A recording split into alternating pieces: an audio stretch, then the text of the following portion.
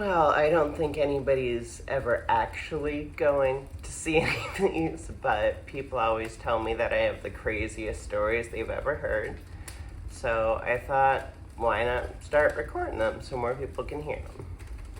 So this one is probably the most insane thing that has ever happened to me. There's a lot of backstory stories that you kind of need for this one, but I'm just going to kind of hop into it. So for a couple different reasons, I had to leave Colombia. My visa was running up, and it was my last day there. I went to a party on my very last night, like I was literally leaving in the morning, and I met this girl, and we got along like really well. We had really good chemistry together. So even though I had to leave the next day, I was like, hey, I'm going to Costa Rica tomorrow.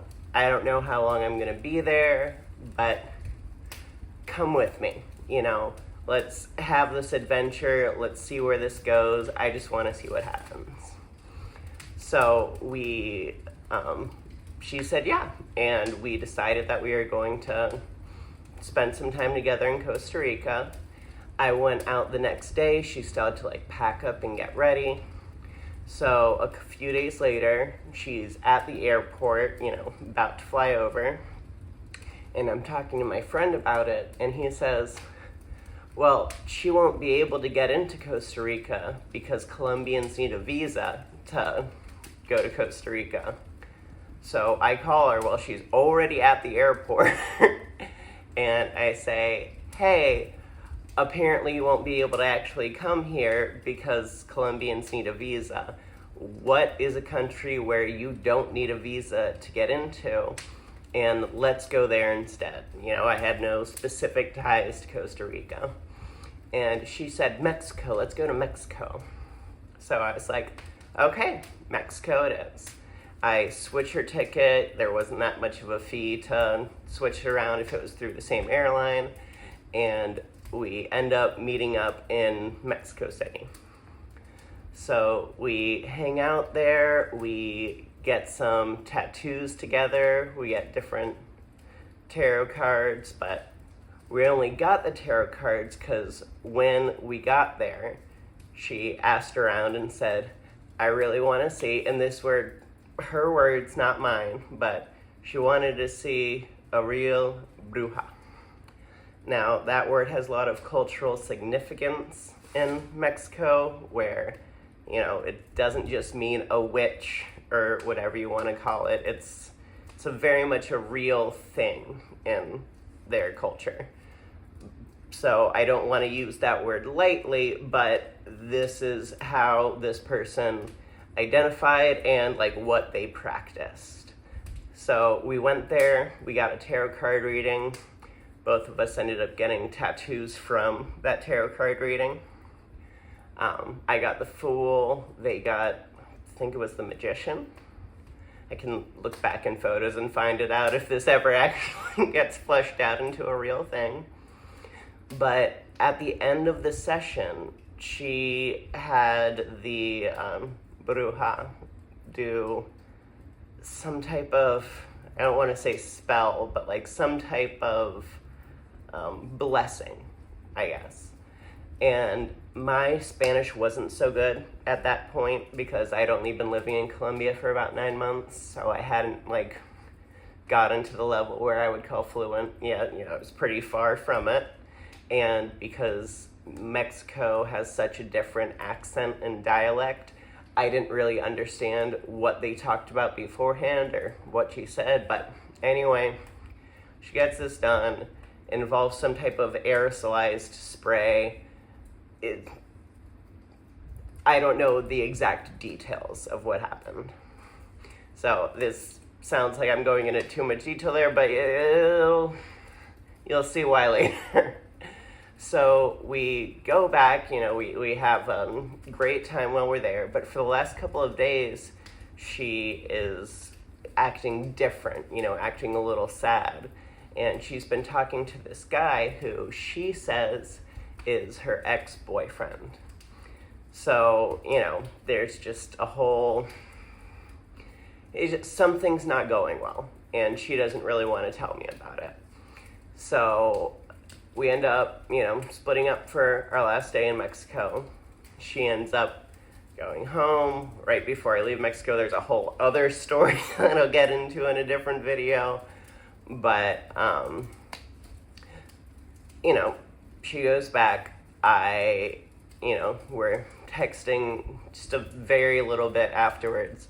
She sends me a picture that she's, like, in the hospital, and she has these weird, like pustules, like boils. They kind of look like cystic acne. And, she was getting different tests done. I didn't know the details, but, she wasn't doing very good. Then this guy starts texting me, telling me that he is her boyfriend, asking a lot of questions about us in Mexico and where the whole thing is. And this is the guy that, under what she had told me, was her ex. So, he's talking, he's just like, she's had all these tests done. One of them was an HIV test. Like, were you guys hooking up? Like, why is she getting this test done? And I was just like, well, what were the results? Because, things happened while we were in Mexico, and I would kind of want to know whether that was positive or negative. And he wouldn't tell me, but, like, he kept asking, like, he was just very inquisitive about our time spent in Mexico. So, he starts getting, like, really weird and kind of, like, angry. Well, maybe understandably, if they were still in a relationship. I still don't know the details of that whole situation. But a couple days later, she dies. And the official report says that it was suicide. She was found hung. I just realized that I'm going to have to change around these words if I ever upload bits to TikTok. But she was found hung in her apartment, and the report said that it was in some type of ritualistic fashion.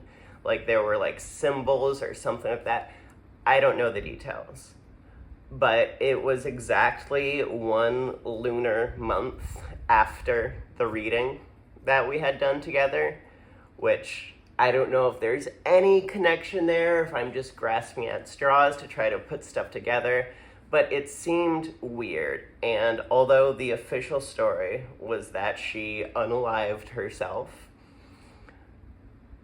I didn't believe it, because the boyfriend was acting really weird. He was, like, acting, like, really kind of violent and possessive, like, towards me about her.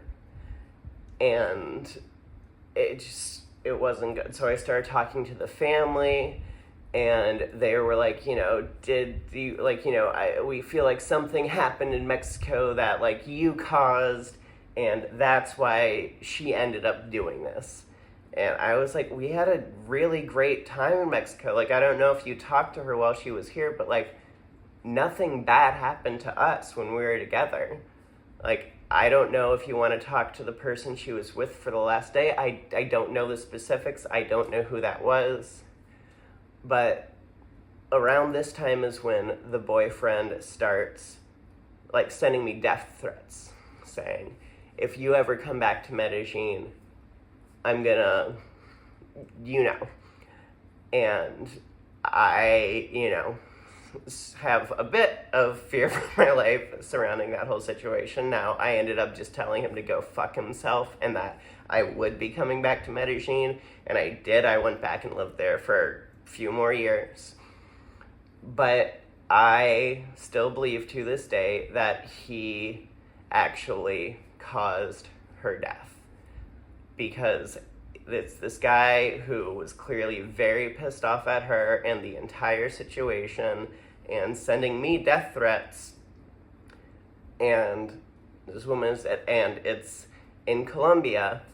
So when you see a trans woman that, is in a situation that can be presumed suicide, they're not exactly going to look into the case very deeply. You know, they're kind of just going to take it at face value and move on.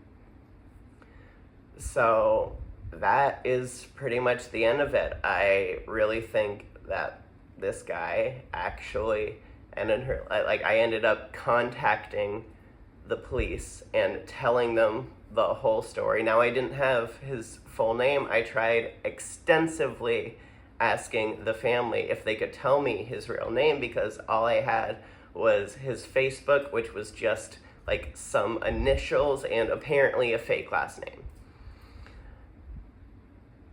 And that's it. That's the end of first story that I'm uploading. I'm sure nobody is ever going to see this besides people I already know. But, you know, thanks for watching. If you like it, send it to somebody else. Have a good one.